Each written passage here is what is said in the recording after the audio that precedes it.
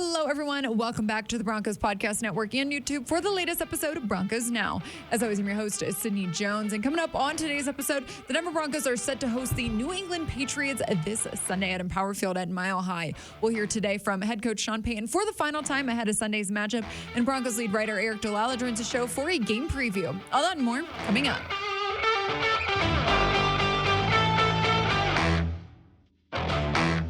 The Denver Broncos are set to return home to Empower Field at a Mile High as they host the New England Patriots this Sunday for a Christmas Eve matchup. And today we heard from head coach Sean Payton as he detailed how practice went this week and how the players responded to having 3 days off following Saturday's game. Right. We had 3 games in 13 days, 3 different time zones, when you looked at that stretch. And so I just felt like it was necessary. This has been good. We're healthy for the most part, and I thought the energy this week was good. We have a night game at home. But overall it's good. The week was good. Head coach Sean Payton talked about how he's prepared this week to face Bill Belichick's defense on Sunday. I'll give you an example. So last night's red zone, and we have all this year, and then we go back to last year and the year before, and you put Cincinnati on and you watch how they play Jamar Chase. Just giving you examples. You put the Raiders on and you watch how they handle. When you're talking now, sometimes they'll double 2. The primary and the secondary. The other thing they do a good job with, and they always have, is they disrupt the timing of your routes. If your splits get close to, the elephants, you get close to the line of scrimmage. Those OLBs will. And then they'll drop and play. There's some really difficult things in man that they do. And so there's a ton of examples of some of these things that we're referencing. And look, you would say we have to be ready then for some other players, in that case. And there's some things you can do if you're getting doubled, that may give the primary a chance, but all the way back to the Super Bowl versus Atlanta.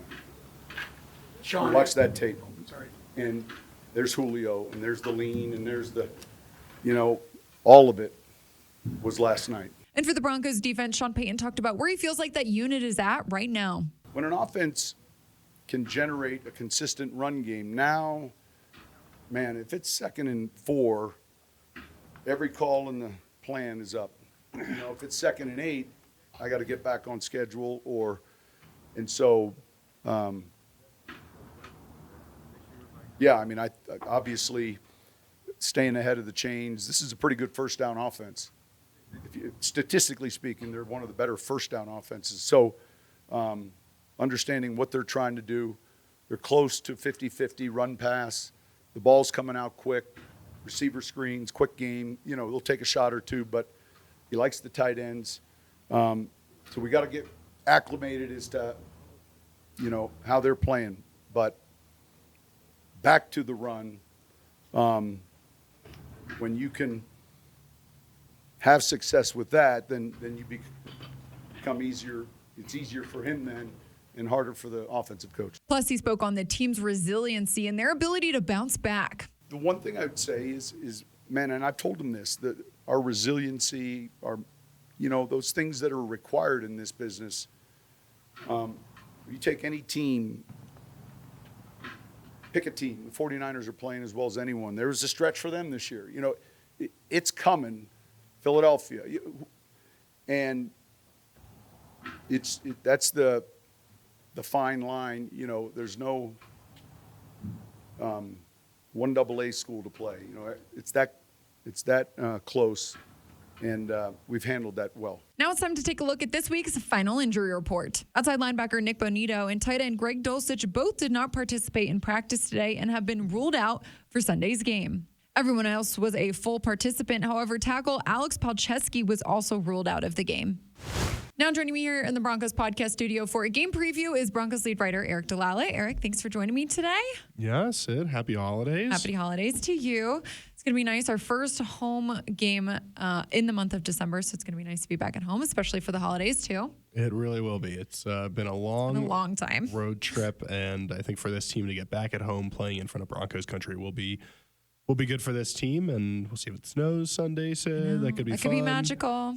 Yeah, magical. That's true. And then get a Christmas Eve snow game. That's true. That's pretty magical. That would be magical, and a win would be magical too. Yes, it would. Keep the Broncos in the playoff hunt. So absolutely, looking forward to it. Me too. Well, Eric, we just finished taking a look at the injury report, and both Nick Bonito and Greg Dulcich, they were both ruled out of Sunday's game again this week. I know head coach Sean Payton earlier this week did say that, he hopes to see Greg Dulcich out there at some point before the end of the season. So yeah, he on Monday, wanted to kind of see how he progressed this week. Clearly wasn't quite ready to go. Yeah. Again, it's that foot, not the hamstring. And we'll just have to see when Greg Dulcich can get back out there. Nick Bonito, same, didn't practice this week, but Sean did say that he's pleased with the progression that Nick Bonito's made and that he's been doing better. So hopefully the Broncos can get him back out there as well. Obviously, he's kind of come on strong this season, and Broncos, you can never have enough edge guys. So True. If he can come back down the final stretch, that would be very helpful for this team. Definitely. Yep. Thank you for the update there, Eric.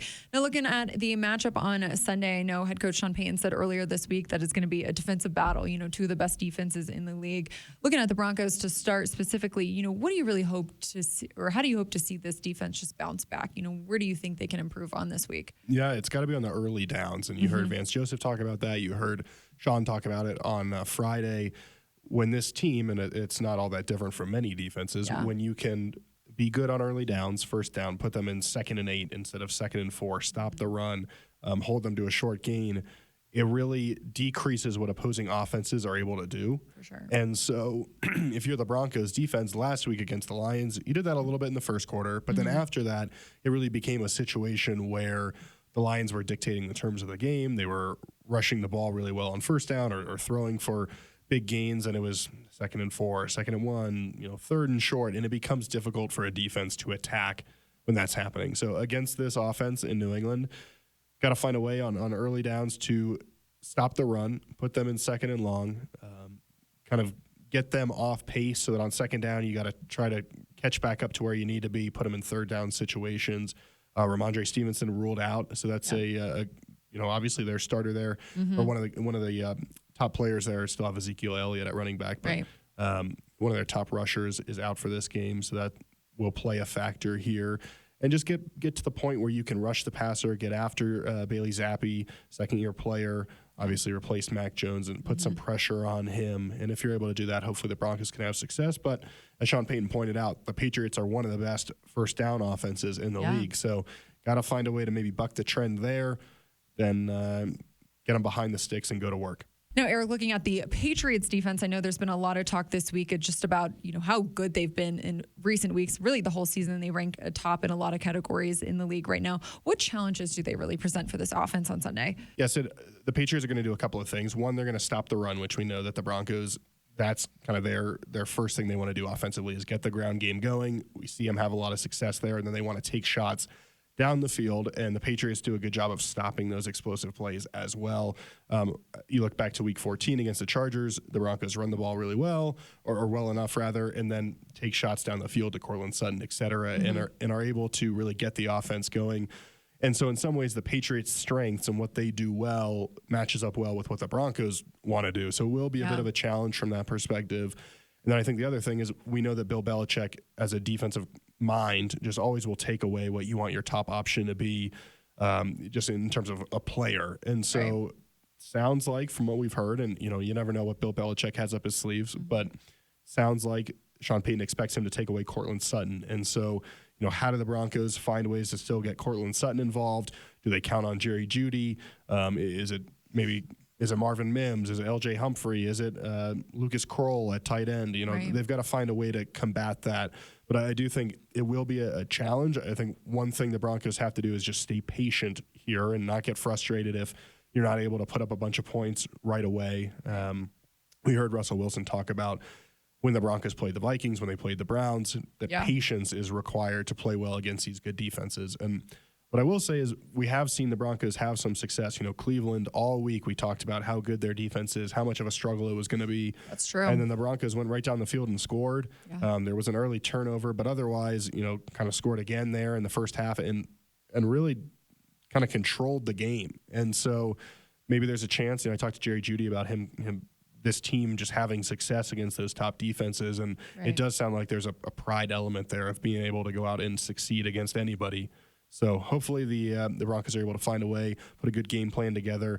The Patriots are a bit beat up. They've got a lot of guys listed as questionable, so we'll see who plays, who doesn't. But it'll be a test, and you just got to stick with it and hopefully find a way to score some points, get ahead, and not let the Patriots hang around. For sure. And going off that, Eric, given the offense's performance last week in Detroit, what areas do you really want to see them kind of step up this weekend? Yeah, again, I think the run game is important. Right. Broncos struggled there. I think they know that they struggled there, and that has to be an emphasis. Sean Payton mentioned that really since Cleveland, this team hasn't run the ball as well as it has wanted to. So that's got to be a focus. I like Jerry Jeudy getting involved. He had one of his more productive games. If the Patriots take Cortland Sutton away, maybe Jerry Jeudy can have a big game. Obviously closed the season really well last year. Maybe we see the same thing here. Good point. Down the stretch. But yeah, I think it's got to start with the run game and then protection too. But and then just details in the red zone, right? When you play teams that, on paper you should beat or that you have an edge against, maybe you've got to make sure that you take advantage of opportunities and don't let them hang around. So don't turn the ball over in the red zone. If you get down there, score touchdowns, not field goals, and just put some distance between you and your opponent, because when you let teams hang around, that's when, weird things can happen. And as we know, the Broncos can't afford a loss in this one. So hopefully they come out fast and are able to find some success. Yeah, like you said, Eric, can't afford to lose this one, kind of have to win out here. This is going to be a big one on a Sunday night. And I know a lot of players in the locker room this week, they talked about how they're just looking at these final 3 games as kind of a season in itself too, and that right now they're just hoping to be 1-0 to start the season. Yeah, the new season. I think that's a fair point. And after the rest that Sean Payton gave these guys, it sounds like they look energized. Good week of practice, liked the prep that they had. And yeah, it is a 3-game season in some ways that you have to go. It's almost like the start of the playoffs, right? Where each game feels like a mini playoff game because you have to win it. Right. But it starts with this one. And Sean Payton said that early in the week, echoed it later that the rest of the season, or these other games don't matter unless you grab this one. And so can you earn another win, keep stacking them? The Broncos have won 4 in a row at home and certainly have, it seems like, great home field advantage right now and are playing well. So hopefully they can keep that going and get a very important win that keeps them in that playoff chase. Yeah, definitely, Eric. Going off of that, what are kind of the playoff models? What are they saying this week? And who are some of the other games maybe we should watch? Yeah, well, you got to win, right? So that's number one. And odds may not look great after this week. And, they're not going to keep jumping up until maybe even week 18. But I think you got to have faith that if you win these last 3, models say you're somewhere around 80% chance to make the playoffs. And you're going to need a little bit of help at this point. May have to rely on some tiebreakers. But it's not like you need some ridiculous results to happen. A lot of these games, if they just go the way they're favored, or some of these teams just kind of take care of business the way they're supposed to, the Broncos should be okay. Some big ones this week, Sid, if the Browns are able to beat the Texans, C.J. Stroud ruled out there for Houston. That would be big for the Broncos in terms of the percentages. If Tampa can upset Jacksonville, Trevor Lawrence's status in doubt, that would be big for the Broncos. And then it doesn't really swing the odds a whole lot, but the Cincinnati-Pittsburgh game will just have a big impact on the wild card race in general. It's almost like a de facto elimination game for one of those teams. But I think if you're picking one game to watch this week other than the Broncos, that Cleveland-Houston game, really big. You want the Browns to win that football game. Yeah. And then next week, after this week's results go through, we should have a better idea next week of, hey, root exactly for this team. You need this to happen.